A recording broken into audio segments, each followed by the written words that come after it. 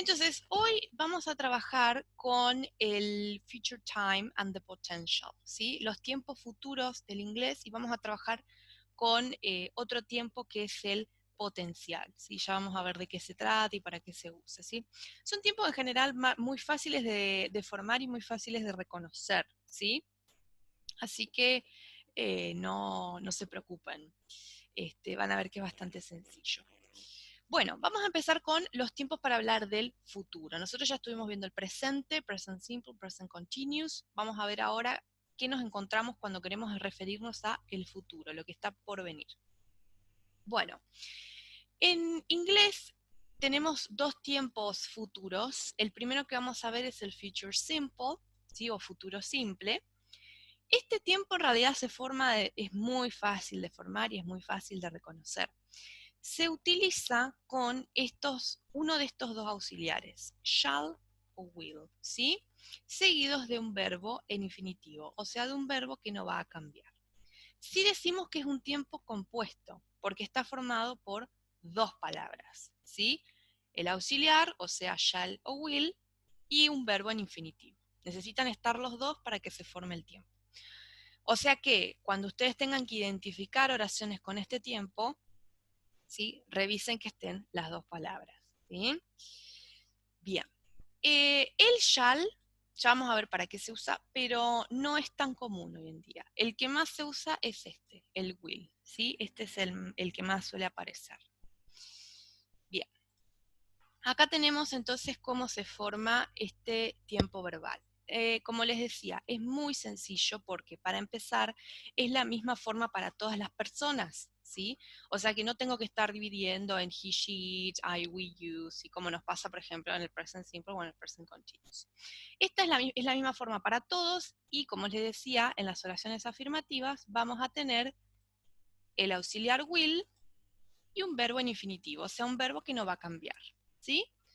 Por ejemplo, I, you, she will be a pilot, ¿sí? Nosotros, la forma de traducir este verbo sí es un poco más extraña para nosotros, porque nosotros en español el equivalente más próximo sería, por ejemplo, acá, será, ¿sí? Ella será piloto, ¿sí? ¿Qué pasa? Que este tiempo existe en español, pero nosotros por lo menos nosotros acá en Argentina no lo usamos, ¿sí? Nosotros no decimos así, por lo menos informalmente, estudiaré tal cosa, ¿sí? Decimos voy a estudiar, que es la otra forma que vamos a ver ahora. Pero sí se usa, existe en español este tiempo, se usa en textos por ahí más formales y en otros países y regiones sí lo usan, incluso en la oralidad. Por ejemplo, en España se usa. Entonces esa sería la traducción más próxima de este tiempo verbal. El will en sí no se traduce, ¿sí? Lo que hace el will al español es agregarle esa terminación, por ejemplo, será, estudiará, trabajará. Esa pequeña terminación da, ¿sí? Se lo agrega el will, ¿sí? Bueno, en el caso de que sea negativo, simplemente se agrega el not entre el will y el verbo. Tenemos también una forma abreviada, ¿sí? O sea, eh, digamos que juntamos will y not, que es won't, ¿sí? Que es como cuando juntamos y si no, tendríamos isn't o aren't, bueno, lo mismo acá. Will y not se pueden juntar y se pueden decir won't, ¿sí? Y nosotros en español diríamos ella no será piloto, ¿sí? Y en las preguntas, perdón, esto no tendría que estar, en las preguntas como el will es el auxiliar, es lo que va a pasar delante. Si recordemos que las preguntas tenemos que invertir, o sea, hay que poner algo delante del sujeto. Vamos a poner el will, después va a venir el sujeto y finalmente el verbo, siempre el verbo en infinitivo, ¿sí? Nunca va a cambiar. Entonces decimos, por ejemplo, will you be a pilot? ¿Serás un piloto? ¿Sí? Una cosa así. Así que bueno, esta sería la conjugación de este tiempo verbal, ¿sí? Como verán es bastante sencillo. Bien. ¿Para qué usamos este tiempo verbal en general? ¿Para qué se usa en inglés? Bueno, está un poquito pixelado esto, pero lo voy a explicar. En principio se utiliza para hablar de predicciones y promesas. Cuando hablo de predicciones, me refiero a predicciones que están basadas en mi, digamos, en mis creencias, en lo que yo creo que va a ocurrir, ¿sí? Pero que no tengo nada en el presente que me indique que eso va a ocurrir, ¿sí? Por ejemplo, yo digo, she will telephone at 9 tonight, ¿sí? Ella llamará por teléfono a las 9 esta noche, ¿sí? Pero no tengo, por ejemplo, la chica no me dijo, esta noche a las 9 llamo. O sea, no tengo nada en el presente que me indique que eso va a ocurrir, ¿sí? He won't be interested in this book, ¿sí? No va a estar interesado en este libro, ¿sí? También, esto está basado en una predicción de lo que a mí me parece que va a ocurrir en base a, no sé, la personalidad de esta persona que yo la conozco y digo, no, este libro no le va a interesar porque yo ya sé que este tema no le interesa. Pero en realidad no hay nada que me diga que no, ¿sí? Es todo una predicción mía. A ver, otro ejemplo, por ahí sería, supongamos, no sé, un partido de fútbol, un superclásico, uno por ahí, no sé, es de River, entonces dice, I think River will win, ¿sí? River ganará, diríamos. Nosotros diríamos va a ganar. Pero en realidad es una predicción basada en, por ejemplo, mis gustos personales, ¿sí? Porque yo soy de ese equipo. Pero en realidad no hay nada en el presente que me diga esa predicción, ¿sí? En realidad a veces son bastante impredecibles los partidos. Bueno, bien. Y promesas, por ejemplo, no tenemos ahí una oración de ejemplo, pero podría ser I promise I won't tell anything, ¿sí? Prometo que no diré nada, ¿sí? Acá estaría el verbo en futuro, ¿sí? Bueno, básicamente es eso, le estoy prometiendo que voy a hacer o no algo, ¿sí? Le estoy prometiendo eso a alguien. Bien, en preguntas se suele utilizar para hacer peticiones educadas, o sea, para pedir un favor, pero de una forma bastante formal y educada. Por ejemplo, will you please close the window? ¿Sí? Es como cuando nosotros decimos, cerrarías la ventana, una cosa así, ¿sí? Que tratamos de hacerlo de una manera bastante educada y porque por ahí a veces no tenemos tanta confianza con el que estamos hablando, ¿sí? Esto generalmente en preguntas. Bueno, y por último, el shall, que yo les había comentado, que también es otra forma se traduce igual, es otra forma de referirse al futuro, es muy educado y es muy formal, ¿sí? Y se utiliza más que nada solamente con I y we, ¿sí? Hoy en día. Antiguamente se utilizaba con todas las personas, pero ya hoy en día se usa más con estas dos personas, I y we, ¿sí? Por ejemplo, we shall let you know soon, ¿sí? Te lo haremos saber más tarde, ¿sí? Una cosa así. También se usa mucho el shall en preguntas como para invitar al otro a hacer algo, para sugerirle al otro a hacer algo. Por ejemplo, shall we go to the movies tonight? Supongamos, ¿sí? Es como decirle al otro, ¿te parece? Vamos al cine esta noche, ¿sí? Para invitar, para sugerirle a alguien un plan, ¿sí? De vuelta también, con we.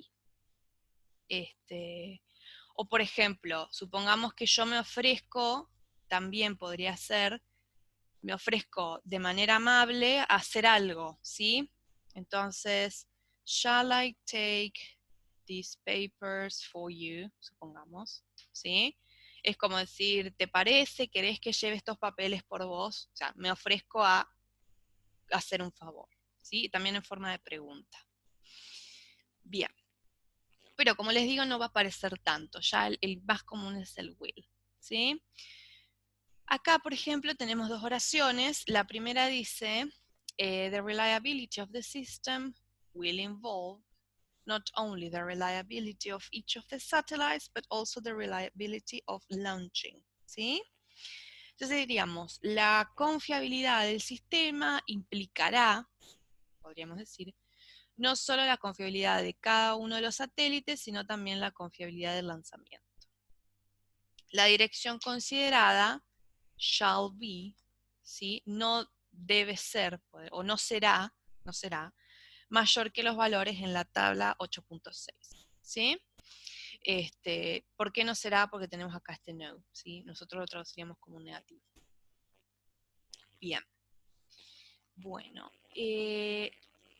bien, y luego tenemos, podemos encontrarnos con este tiempo en la voz pasiva, ¿sí? Bien, recordemos que la voz activa, perdón, era un sujeto más un verbo, en este caso el verbo está formado por will más verbo y un objeto, ¿sí? Entonces yo podría decir, supongamos, I will write the reports, ¿sí? Supongamos, yo escribiré los informes. Y la voz activa, perdón, la voz pasiva, el objeto pasa ahora a ser sujeto.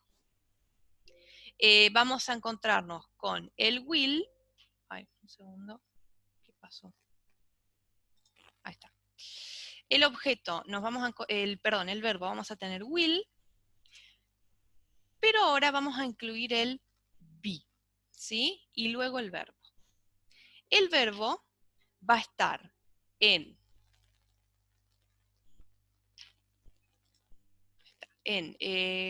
con terminación ed o en tercera columna, ¿sí? Si fuese irregular. Bien, va a estar en pasado participio. Y finalmente, si yo quiero aclarar quién va a hacer la acción, voy a poner by, y ahora lo que estaba en función de sujeto en la voz activa se va a llamar agente, ¿sí? Va a estar después de esta preposición, de by. Entonces, vamos a ponerlo por acá. Esto quedaría. El objeto pasa a ser sujeto. El objeto que es acá, los informes. Entonces voy a arrancar con the reports. El will lo mantengo, le agrego be, y acá en lugar de decir write, que es la forma en infinitivo, voy a decir la forma en la tercera columna, en este caso porque write es irregular. Voy a decir written, ¿sí? Y si yo quiero aclarar quién lo va a hacer, voy a decir by me, ¿sí? Los informes serán redactados por mí, ¿sí? Esa sería la forma. Entonces, esto sería el verbo en voz pasiva, en futuro, este es en voz activa, ¿sí? Fíjense la diferencia. ¿Qué tenemos ahora acá? El be, y además tenemos el verbo que acá estaba en infinitivo, acá va a estar en tercera columna con ed, ¿sí?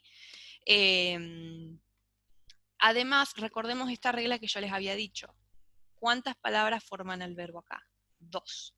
Y acá, 3. ¿Sí? Siempre es una más que en la voz activa, ¿sí? Entonces, por ejemplo, acá dice, she will not help us, ella no nos ayudará, nosotros no seremos ayudados, sería por ella. En este caso se agrega el not porque esta oración es negativa, ¿sí? She will not, simplemente agregamos el not después del will, o podemos formar won't también. The hill station will not be visited, lo mismo acá, ¿sí? También podría ser will not, won't, ¿sí? Pero lo importante es que tenemos el be y el verbo en este caso con ed. Our country shall not be betrayed, ¿sí? Acá, bueno, shall en lugar de will, pero lo mismo, not be, verbo con ed en este caso, ¿sí? Están esos tres componentes. El auxiliar, will o shall, el be y el verbo en tercera columna con ed, ¿sí? ¿Dónde estaría el verbo, ¿sí? En esta oración? En futuro, voz pasiva.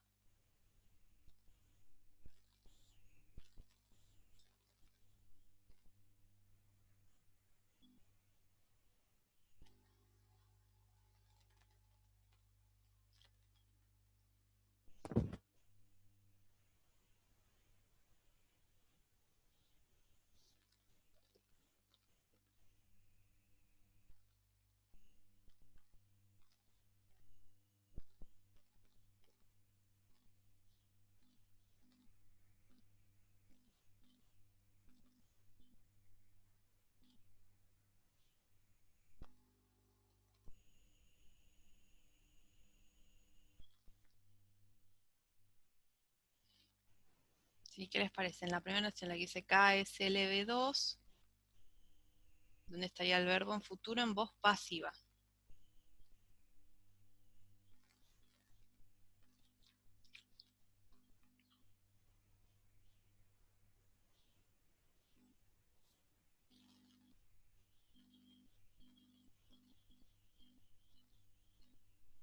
Ok, composed, pero no podemos marcar solamente eso, ¿sí? Recordemos que tienen que estar todos los componentes, ¿sí? O sea que hay que marcar, ahí está, will be composed, ¿sí? Estará compuesto de 3 etapas, diríamos, ¿sí? Angara UM como la primera y la segunda etapa y KS, bueno, son este, nombres propios, ¿sí? Siglas, así que eso no se traduce, como en la tercera. Bueno, y en la que sigue,